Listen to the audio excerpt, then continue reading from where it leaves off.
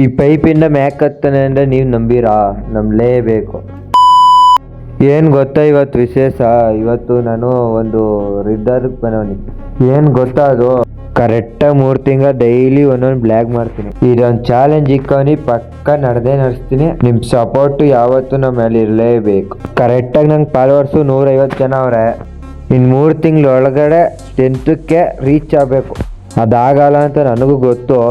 ನಾನು ರಿಸ್ಕ್ ತಗೊಂಡು 3 ತಿಂಗಳ ಡೈಲಿ ಒಂದೊಂದು ಬ್ಲಾಗ್ ಮಾಡ್ತೀನಿ. ಅಂಕಾರ ಒಂದು ಸಪೋರ್ಟು ಮಾಡ್ರಿ ಅಂತ ಹೇಳ್ತಾ ಇದ್ದೀನಿ ರೀ.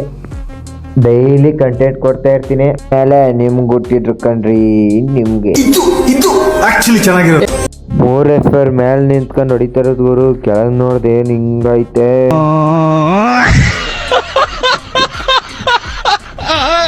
ಈಚ್ ಹೊಡೆದ್ ಬಂದ್ಮೇಲೆ ಕರೆಕ್ಟಾಗಿ ಬಂದ್ಮೇಲೆ ಕಣ್ಣಿಗೆ ಬಿದ್ದೋಯ್ತು ಸ್ವಲ್ಪ ಆಯಿಲ್ ಪೇಂಟು.